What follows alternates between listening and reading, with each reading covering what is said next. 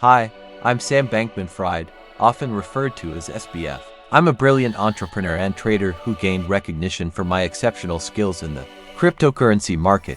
I created FTX and burned it down to the ground. 2021, it was reported that FTX was averaging $10 billion a day in trading volume across its 1 million users. And CZ comes out publicly stating that Binance will dump the $2 billion worth of FTT that they got from that early FTX stake. Now, FTT wasn't heavily traded, so dumping all of this on the open market at the same time would have mammoth consequences. Bankruptcy filled the digital spaces of Twitter.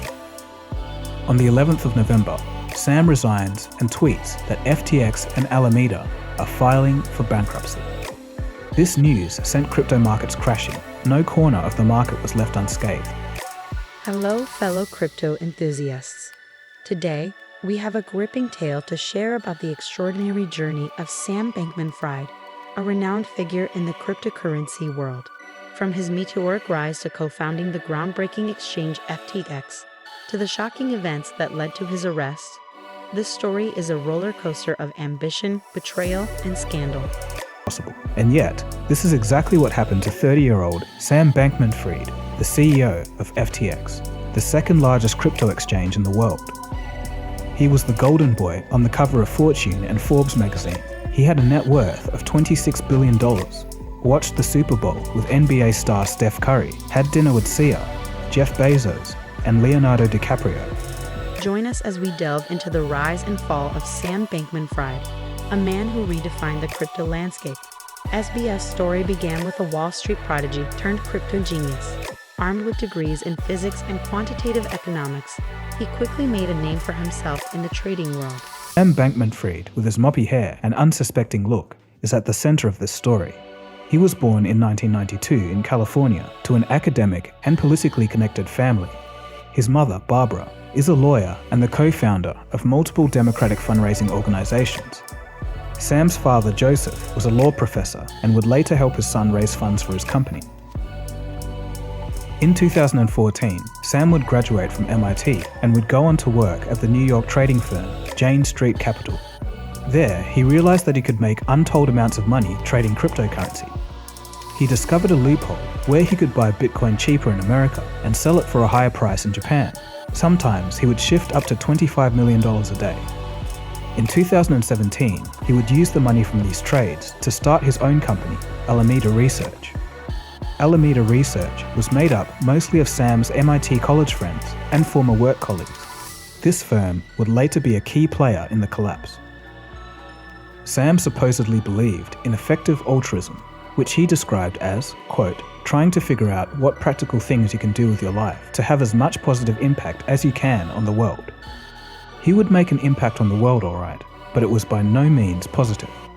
Perhaps to appear more trustworthy, as Sam became rich, he would promote himself as the resourceful billionaire, choosing to drive an average Toyota instead of a typical supercar. But in reality, he would own a $30 million mansion in the Bahamas. Regardless, many social media influencers would later buy into Sam's humble brand image.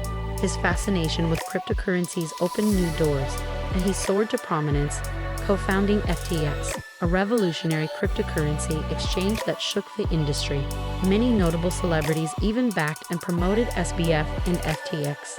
Promotional material included stars like Tom Brady, Stephen Curry, Naomi Osaka, and Larry David. And according to NBC, these stars received equity in Sam's company in return. In fact, it's reported that Tom Brady put his $650 million fortune into FTX.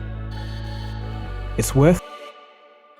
In November 2022, the crypto world was shaken when Binance's CEO, Changpeng Zhao, announced the firm's intention to sell its holdings of FTX token, FTT. Rumors circulated about the bulk of Alameda Research's holdings being in FTT, sending shockwaves through the market. The situation worsened when Zhao revealed that Binance had entered a non-binding agreement to purchase FTX due to a liquidity crisis. Fears intensified, and the price of FTT plummeted by 80% in a single day. Grew. CZ viewed them as a genuine competitor. He now had $2 billion worth of FTT tokens. If he wanted, he could bring down the house of cards. So he did, and the leaked CoinDesk report was the perfect excuse to do that. What set in motion the disaster was a simple tweet. It's November 6th, and CZ comes out publicly stating that Binance will dump the $2 billion worth of FTT that they got from that early FTX stake. Now, FTT wasn't heavily traded, so dumping all of this on the open market at the same time would have mammoth consequences. So FTX CEO Sam Bankman-Fried took to Twitter this morning to clear something up. He said that a competitor is trying to attack the company with rumors. He then says in the same tweet, FTX is fine, assets are fine. Over the weekend, speculation rose about the solvency of FTX. This came after a CoinDesk report revealed Alameda Research's balance sheet is full of FTX's native token, FTT. So Binance CEO CZ got in on the action. He said that he would be liquidating the exchange's FTT tokens on its books. And there was a little bit of back and forth with Alameda's CEO. Adam, I'm going to kick this off to you first. I was gone for a week, and what a story to come back to. Maybe you can talk us through what is going on. The tweet shook the crypto world, and money began bleeding out of FTX, and fast. In a correspondence with staff, a presumably panicked Sam said that the firm saw a, quote, giant withdrawal surge, as many users rushed to withdraw $6 billion in crypto tokens from FTX in just 72 hours. Sam would remain confident, stating, quote, we're chugging along. Obviously, Binance is trying to go after us. So be it, end quote. The FTT token's price collapsed 80% over the next 2 days. This resulted in FTX's reserves falling. FTX didn't even have the funds to pay out all of these withdrawals. They had $9 billion in liability and only $900 million in liquid assets. That's only 10% covered. To stop a further sell-off, Caroline of Alameda offered Binance a deal. Alameda would purchase all the FTT that Binance were dumping on the open market, but CZ, Binance's CEO, answered by stating that they, quote, won't support people who lobby against other industry players behind their backs.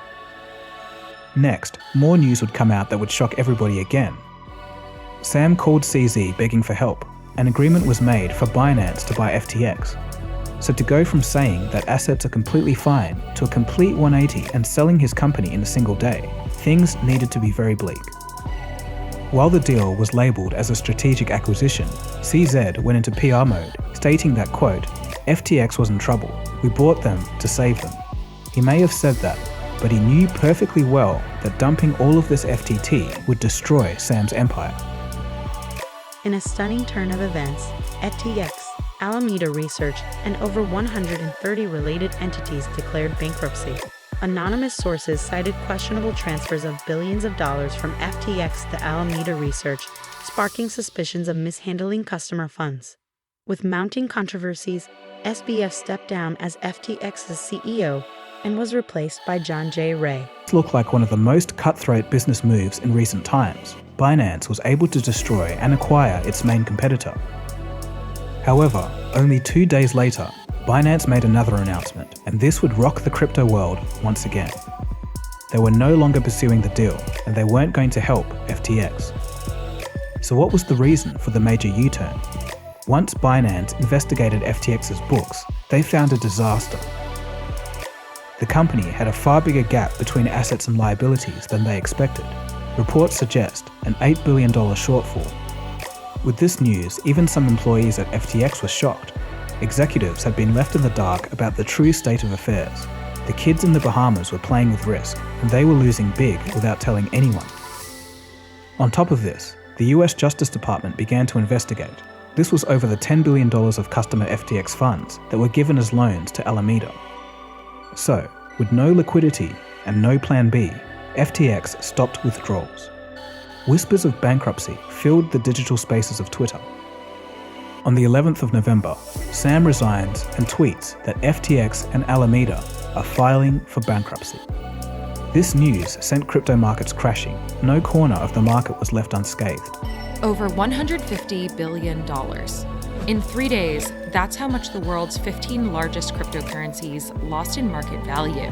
It's because of the crypto exchange platform FTX. Orderly is difficult when you have an entity that has 130 entities across the globe really looking to file for bankruptcy and receive whatever assets they can to make some investors partly whole again. However, the value of a lot of their holdings obviously have fallen dramatically. You have FTX Trading, the FTX US entity, Alameda Research, which is Sam Bankman-Fried's trading shop, and again, like I said, the 130 additional companies. He apologizes and took full responsibility, but people were understandably still extremely angry. And with that, FTX, which was once valued at $32 billion earlier this year with investors including SoftBank and BlackRock, was no more. Another mystery soon came to light as it was discovered that $1 billion worth of customers' cryptocurrency had vanished from FTX. The regulatory scrutiny intensified, and the Securities and Exchange Commission and Commodity Futures Trading Commission launched investigations into FTX's connections to Sam's other holdings. In December 2022, Sam's world came crashing down when he was arrested on charges of wire fraud, securities fraud, and money laundering.